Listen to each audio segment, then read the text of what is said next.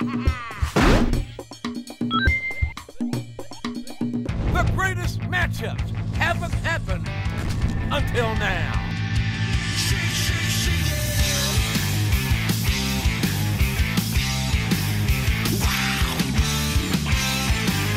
All Stars is THQ's latest entry into the WWE universe, where it pits some of the biggest names of the sport entertainment's past against the roster of today's champions.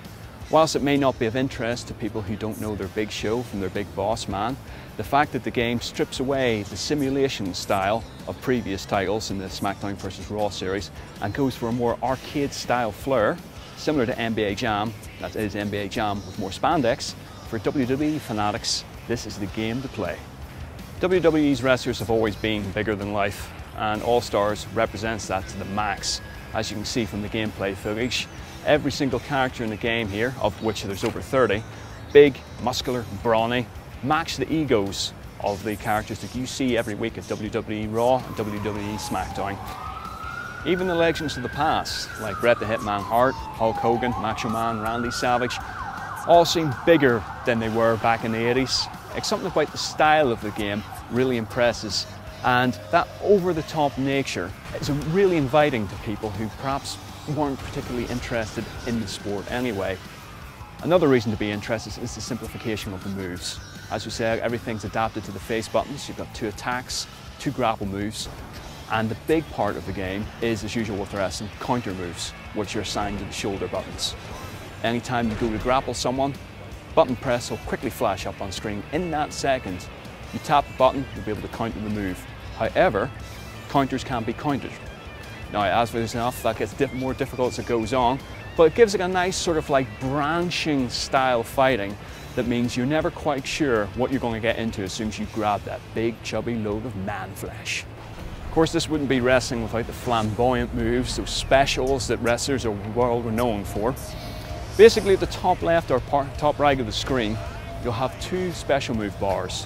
First is basically divided into 3. At any point during the match, you can break out an extra powerful move. This is really nice, visually shown with a sort of slow-mo effect that has been seen since the Matrix came out, and basically cuts off a massive chunk of your enemy's health bar.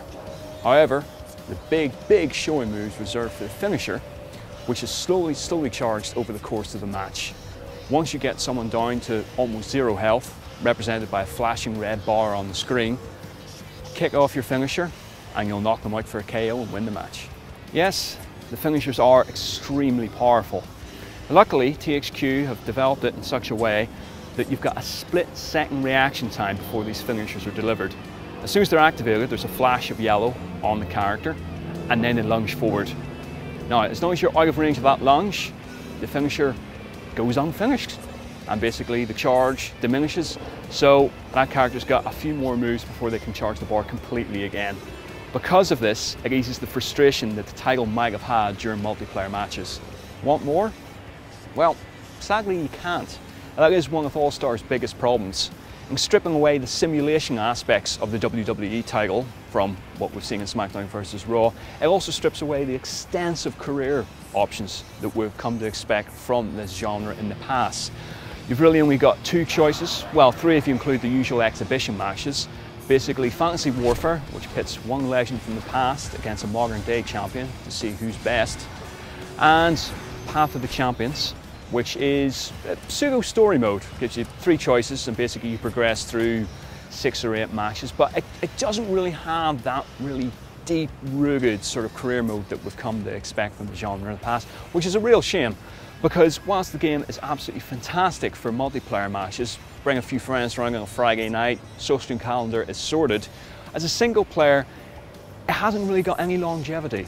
Once you've learned the moves, there's no real staying power there. Maybe unlock a few of the extra wrestlers, maybe try create a wrestler mode, but again, what's the point of creating the wrestler mode if you can't actually have a career to put them into? But you can't call WWE All Stars shallow, in as much as NBA Jam is shallow. THQ have really tried to open up this genre to all comers. It's really a mainstream game, an arcade, really accessible title that can be played by pretty much anyone within 5 minutes of picking up the pad. You don't need an extensive WWE knowledge to really get to grips with the game, and The All Stars themselves, legends, modern champions, well, pretty much everyone knows Ryu and Ken from Street Fighter. Everyone's going to know Hulk Hogan, Bret Hart, maybe John Cena, The Rock. These are names and faces that have appeared in all sorts of advertising, marketing campaigns world over. If you take it on the lines of a one-on-one or, well, four-on-one battler, arcade style, then WWE All Stars is a lot of fun. Just don't go into it expecting it's going to be lasting you for the next year. You ain't got what it takes to beat Stone Cold Steve Austin. And that's the bottom line, 'cause Stone Cold said so. Stone Cold! Stone Cold! Stone Cold! What?